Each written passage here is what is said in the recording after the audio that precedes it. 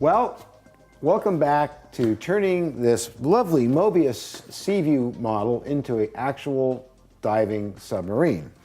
I know we have some new patrons, so I suggest you go back and watch where this all started. It's all there, but it's been sitting for a while because we've been working on our movie, But Something Is There, which is finally finished, at least finished being at the studio and causing me to be pulled away from these projects as it has the last 3 or 4 weeks. So I need to get back to this for my client who's been very patient. And where we last left off, I don't know.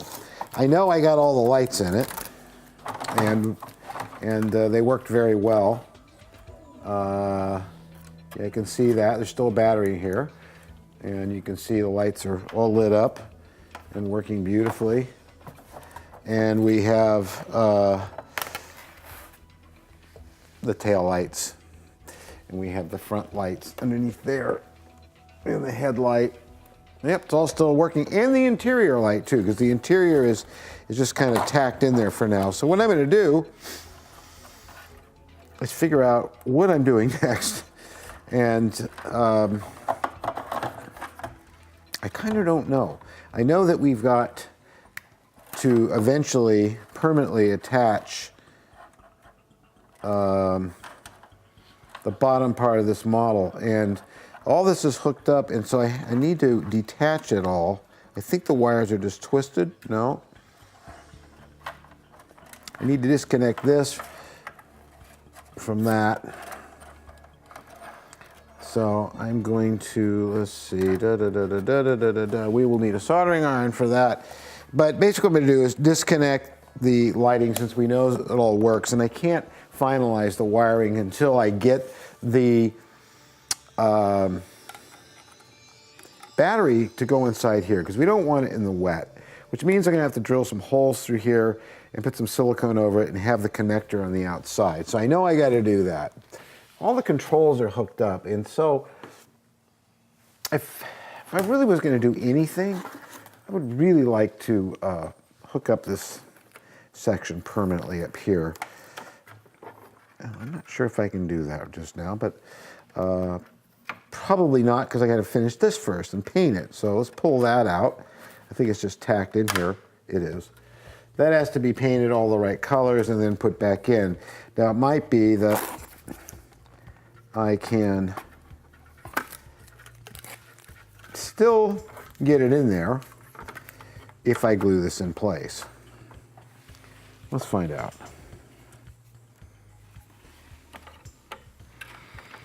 Oh, heck yeah. Yeah. Okay, so I'm looking at this and I'm seeing how it doesn't really want to fit right. And you wonder, what is causing that? If there is anything causing it, and there probably is. So what I want to do is take some material off of that, is remove some of this material right here, because I highly suspect that it is the problem. I'm going to put this back in here. And you know, the model normally fits together quite well, but we're throwing in aftermarket parts in here, so there's always going to be some adjustment. And yes, that did help a great deal. I know that's going to get in there. And the thing about CA is it doesn't really, and I know it's used all the time on styrene models, but you really shouldn't use it because it doesn't really stick to it well. And if you're going to use the thin. Now, this is not a good fit here, and that has nothing to do with these parts. It's just Mobius, so. But, you know, no, I'm not criticizing them, because quite often styrene kits don't always fit together just perfectly, so you have to do a little filling and sanding and all that stuff, which comes as no surprise. So that's pretty snug as a bug in a rug now. So that's great, because that's on there, and that did get a little bit of glue on it, but it didn't get it in the didn't get it in the actual bearing.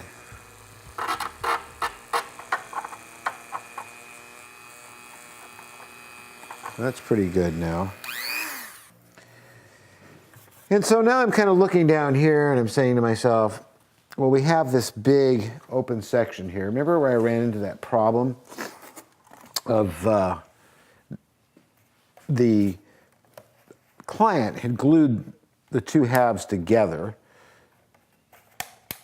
and didn't think about hooking up the mechanism which makes the elevators move. So I had to put this big gaping hole in it, which I'm really not thrilled about. But and now I've got to figure out a way to put some plastic over it. You can see there what I'm talking about. Because what I had to do is put it in after the fact, cut a hole, put it in, try to solder without melting things, I think is what I did. And so now we need to cover that up. So what I found here, thanks to Elliot Brown, who's giving me huge amounts of scrap styrene and stuff that wasn't scrapped. I mean, pre-cut to fit my vacuum form over the years and stuff. I have never wanted for styrene.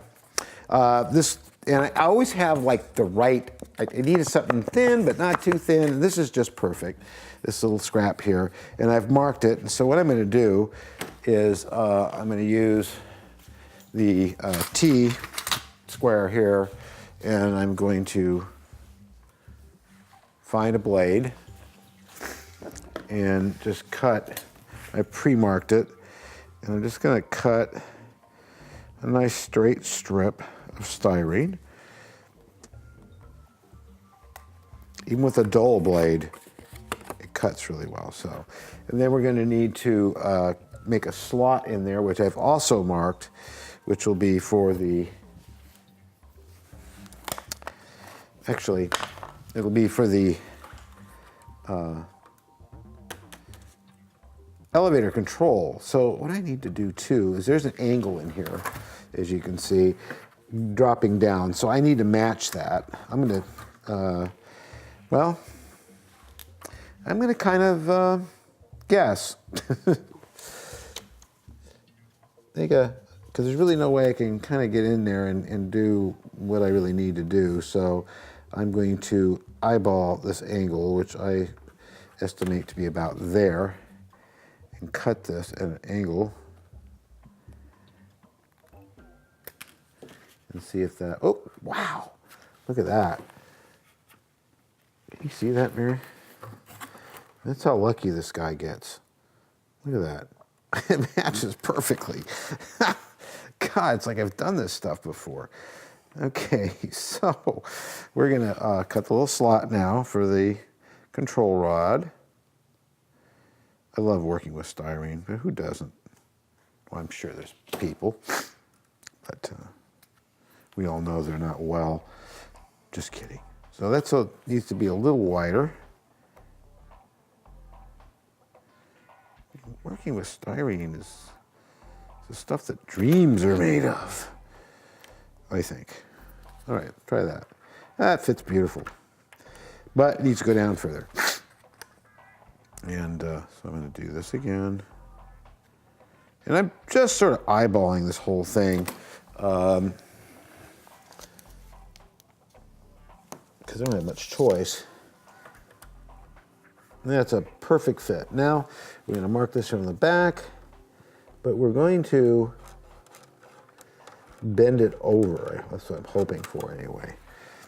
So we're going to cut this over the top a bit, bend it over the edge, and glue it and sand it. So it moved on me. Don't you hate that? I know you do. Okay, so we're gonna do this. So a little bit of thick CA. I could glue this down with the welding plastic glue, but if I ever need to pop this off, or he does, so there's a problem in there with that hookup I've got, this will just pop free if he wedges a knife in there and goes wiggle, wiggle, wiggle. Again, that's something that I learned from my friend Tom Piedmont. Okay, that looks like it's going in there pretty well. it's sure sticking to me well. Nothing would do that it doesn't stick to me well. I think no, that kind of flops around there because it's not making contact all the way. So that kind of bothers me, but then again, it seems like it's sticking in there pretty good. I'm gonna kind of put some of this in there to secure it.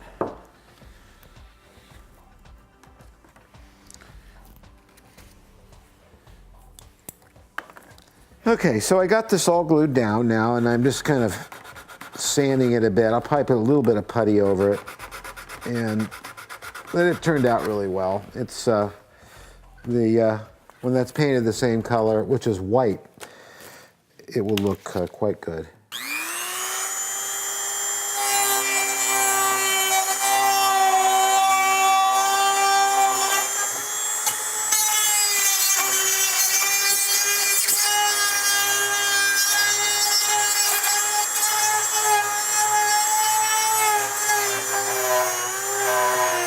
We were working on the Seaview, yes, remember that project? Yeah, But we got hijacked by a movie project that was not getting finished. So I had to take over, and now it's being finished without me, basically.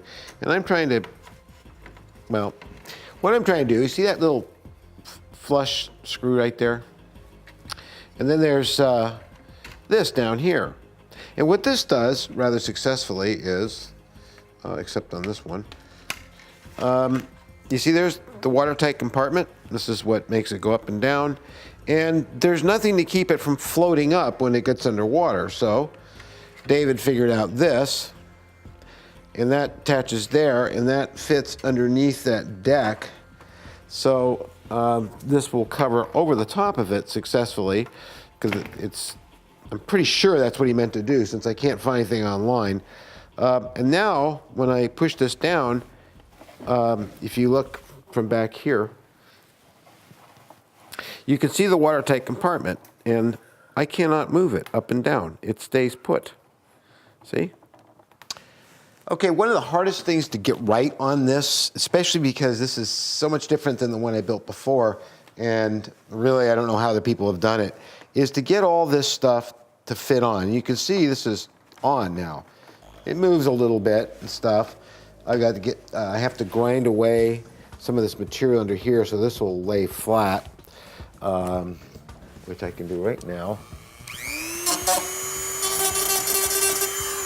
Probably easier to do it with a piece of sandpaper, so I'll do it later. And to get this top down and to get this piece to stay on. Now this piece you need to be able to remove in order to get to the hookups. So what I did is I countersunk a stainless steel screw, which seems like this is stiffened up since I've done that, but it's fine, right here, so that holds this down. Now you're probably wondering, what's keeping this from coming up here, because there's nothing holding it down. Before I show you all that, I want to show you this. The cylinder's in there. It's not going forward, backwards, up or down or anything. It's really locked in there. And in fact, if you look through here, you can see the cylinder right in there. You see it?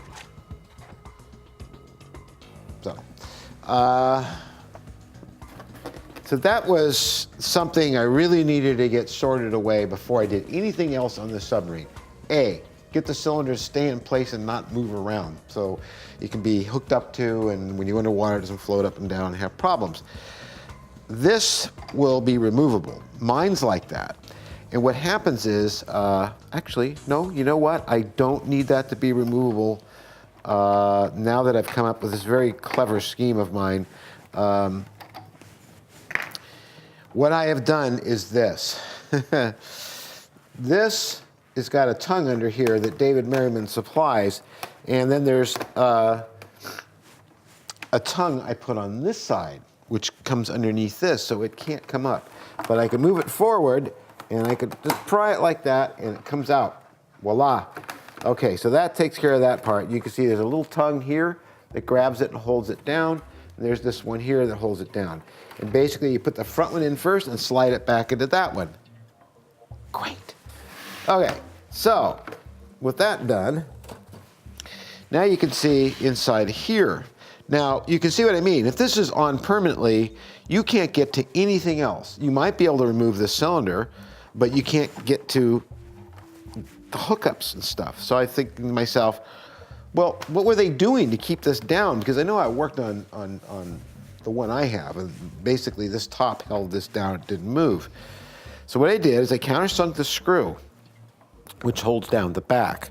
And if I can ever find the screwdriver that I had, I will show you. So this screw unscrews like so, and then this thing goes on the floor. I'm punchy, not darn cold. That comes out like that. It's, watch here, Mary, focus right here. Watch. Magic pins, which I drilled into this and drilled into that, and they go like so. I was trying to figure it out, and it hit me, you know, like a light bulb went off. I went, that's it, that's all I gotta do. So now we can get to everything.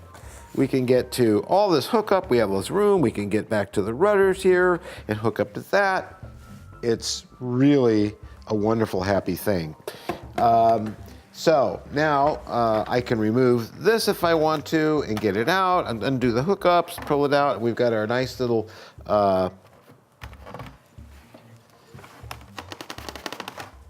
stops that go right here. They keep it from moving. Now I have a wedge in here of some more stuff because the way I did it, I forgot I had these pulled forward slightly, but that's okay. This way I can really drop it down without having to push hard, and you put this little sliver of material down in there, which is a gasket, and that will hold it all shut. Nice. So,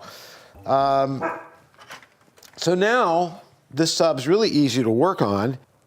So I take this like so, the little pins right here, and that goes in that little slot down there rather perfectly.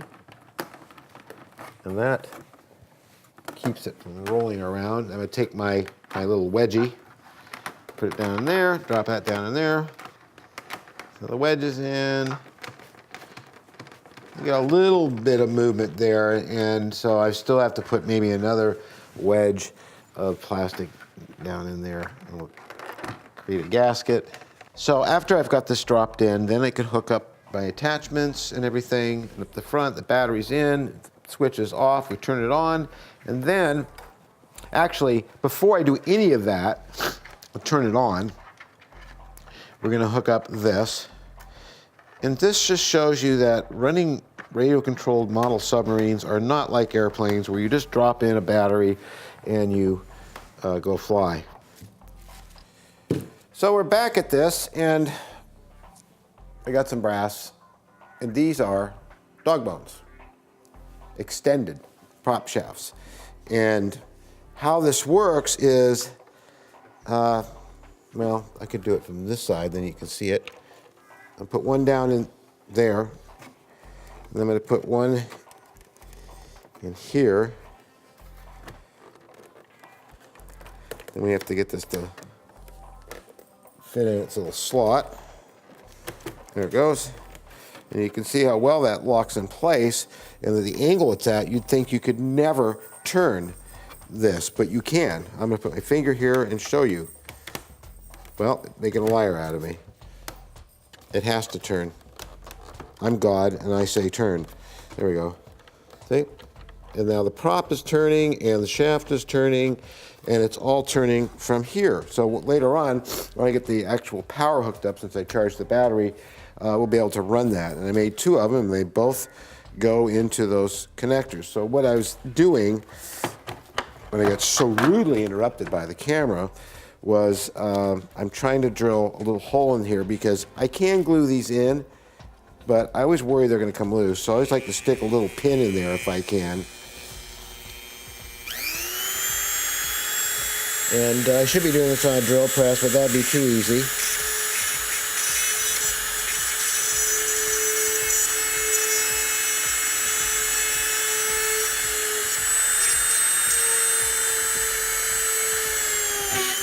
There we go. So I'm trying to open this up to see if I can put some of this stuff in here. I could have sworn I bought some really thin stuff too, but apparently I did not, so. And that should fit through there just fine now. Okay, so that fits pretty good. A little boring of it out. I'm still going to glue them in, but I just wanted to have these in because there's no chance that the glue will break loose at some point, and these will hold it in permanently. So I put some glue on it and some kicker and all that kind of good stuff. And then we'll have those done because I want to move on to doing the hookups. Little thin CA, it'll get into all the nooks and crannies. This is not a Thomas's muffin. I wish it was. I'm kind of hungry. Ooh, look at that foam up, boy. Okay, that's in there for good. That's never coming out. Well, we're back, obviously, because I'm here and I'm on camera. Why do I always say that? We're back. We are working on the seaview, and as you can see, it's sort of solid now. And everything's in it.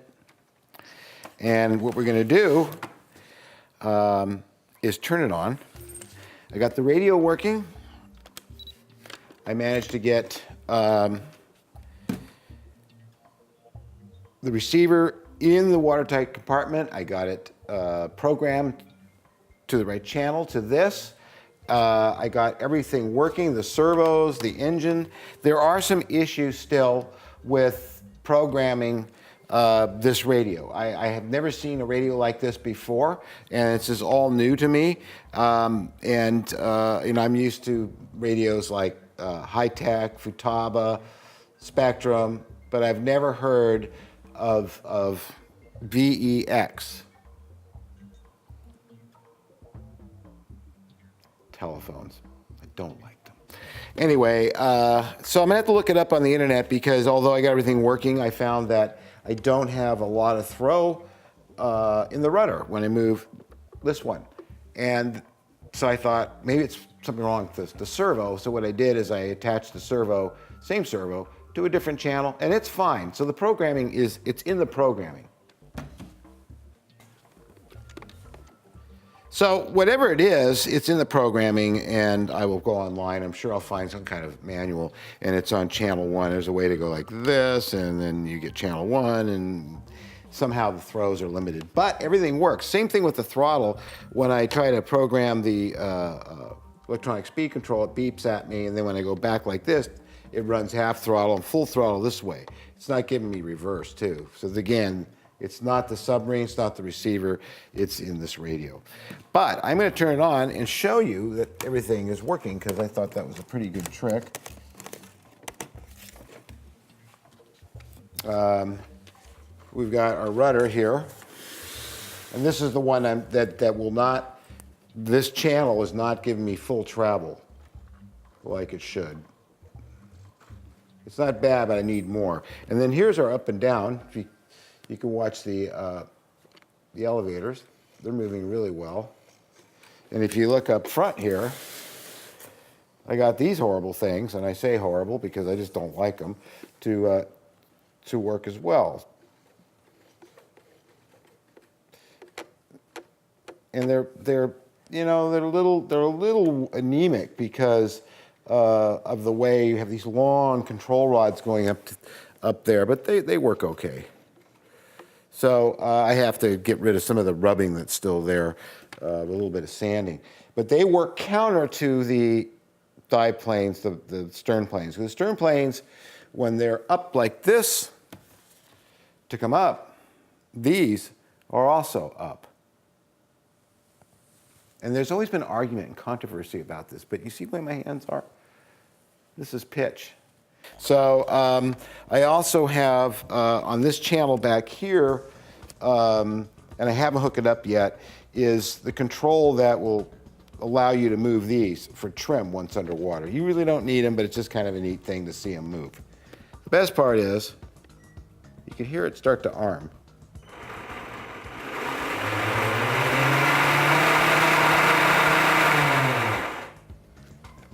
The motors are working, both of them. They're very smoothly, too. So the whole sub is working and alive, as I call it. I just turned it off. I'm reaching in from the inside and just turning it off. So we'll take a look in the inside now and see what is allowing us to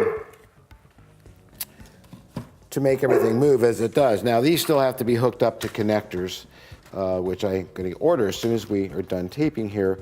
There'll be there'll be, see, 1, 2, 3 connectors, and they'll cross connect, and that way you can remove this cleanly. Okay, come in closer, and I'll show you everything that's going on. Now you can see finally I've got the light for the 9-volt battery for our lights is now inside the watertight compartment. Also the main battery's in there. This is the on-off switch. This is the ballast tank, of course. This is open to water so that we can let water in and push it out. That's our antenna, which is coiled up. The receiver is on the underneath side. And this is, of course, our servos that control all the planes. Now I'm going to show you. Oh, I shouldn't turn that on first. Yes, I can. Okay. So here we go. If you look down in here, you'll see all this moving inside, and it's moving these controls over here, and it also goes forward and move these up here. So for some reason this one's sticking, but so and then of course if I move right and left, you'll see this servo here moving and moving that. And then, of course, what I'm going to do real quickly here is remove the tail section, which comes off really easy now. So if we can get for quick access to get in there, like so, then you can see that. Now, here, I'm going to disconnect this. This is magnetic. Now, you can see how much these rudders can move, and we're going to have that much movement once I figure out a program, this cockamamie radio. But you can see how they attach to the watertight compartment. If I move this like this, of course, they don't move, but that works just with the magnets, which is so cool because it really works good. Okay, and it's likewise, you can see how this moves. And these are connected to that. I have to clean this up a little bit. Now I'm going to run the motors, which you can see one of the shafts here, and you can see the shaft going down to there.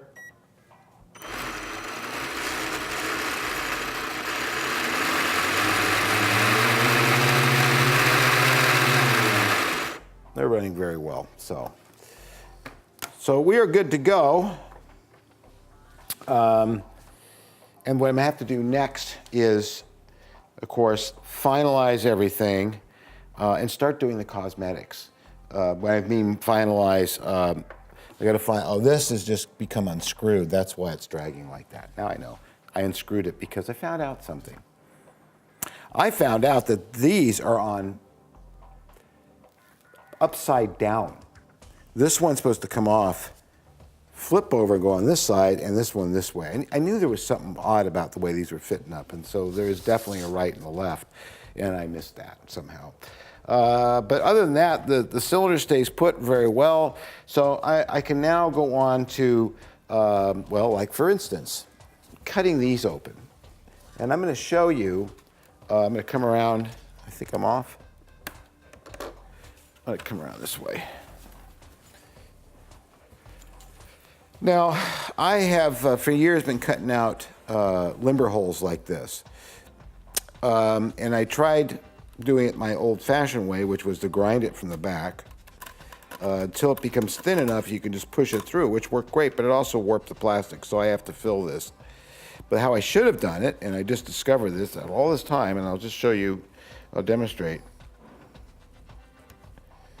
I should have figured this out a long time ago, and it's very fast.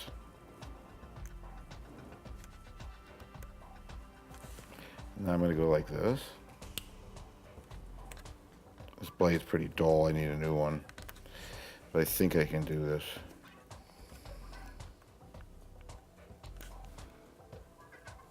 And the blade's very dull, but we'll get this to work. When it's a sharp blade, this goes very quickly. I did several of them very, very fast. There it goes. And that pops out like that.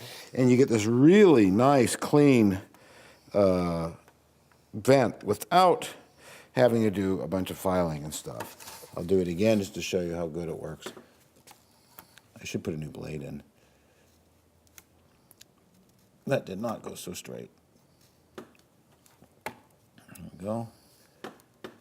And just poke through here. Is this one on? Yeah, it is. You see these here? That really slows you down, that little rib that they put in there. But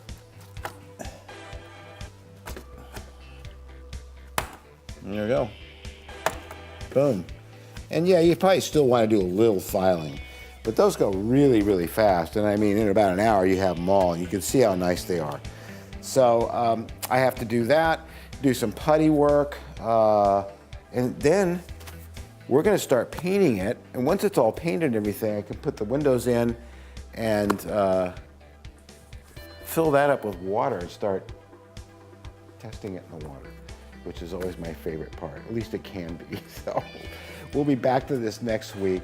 We will probably finish it next week, which will really, really, really great. So I hope you've been enjoying this. It's kind of different from the usual Mobius build. We'll see you next week.